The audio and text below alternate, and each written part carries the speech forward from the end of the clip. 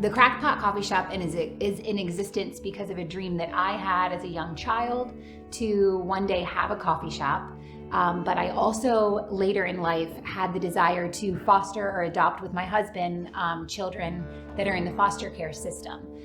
Through the process of going through just understanding more about the foster care system and the great need for kids that are aging out of foster care, the mission behind the coffee shop was discovered. I have always been someone who just loves people. I've always been someone, even since a young age, that wants to serve people. And I would say that my heart breaks sometimes for kids that are in the foster care system because they are just, a lot of times they don't have a voice. They're just told where to go. They're told when to go. The heart behind this is to come alongside of youth and giving them a platform to kind of launch from. What we do is a 12-month program where the youth, when they first come in, they are immediately learning job skills, soft skills. They're working alongside of us to learn customer service. Budgeting skills, transportation. So like one of the things I realized early on in this journey is that kids that are in the foster care system, when they turn 16, want to get their permits. A lot of them want to drive.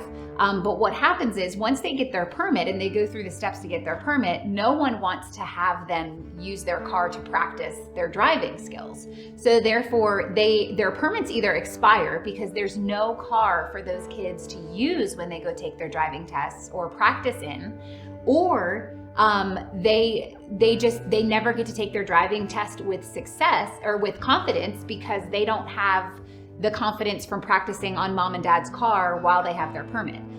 So we have actually partnered with a driving school here where they are actually able to take their permit test, get their permit. They actually go through driving classes in that car with the instructor, and then they actually use that car to take their driving test. The first month, they're actually matched with a weekly chat coach. They start setting goals, but they go through all sorts of things, like getting connected with a mentor that will hopefully be with them for life. They work on finances and budgeting. They work on transportation if they need housing. Really just coming alongside them too and asking them what is their dream, what's their heart's desire, and setting them up for reality and setting them up for success as best as we can, obviously through job skills, but and building their resume. Because so many things are given to that, like taken care of for them while they're in the foster care system, they never really learn until they age out of the foster care system the value of having money and spending it wisely on their needs, because they are released into society with whatever stipends they may have, and then they actually kind of use up all of their money on the things that they want, almost like this freedom, and then they don't know how to use their money for the needs that they have so that they're able to have a roof over their head and they're able to have gas in their gas tank and they're able to have food, nutritious food, and spend their money in a way where the dollar goes the furthest. With hiring some more staff and making some staff changes, we have been able to offer other supports to youth, not only the ones that are in our program that are going through the whole program, but also kids that might just need therapy. We've partnered with In Him Christian Wellness, and they are our therapists that work directly with our youth that are in the program, but they also come out here every Friday night and offer free chats with people that are going through tough times. So, it's this wonderful service that's available to our community. Also just through giving them kind of a family, because we've all come from backgrounds and experiences where family's been really hard. And so being able to kind of be brothers and sisters to them, and let them know that they're not alone in their journey towards success. Really, and what we do here at the Crackpot is really share Christ with them. That is my personal foundation of what I stand on and what I base all of my decision making on, and that is the thing that is always consistent in my life. Not in a way that we shove it down their throat, but that we just love them.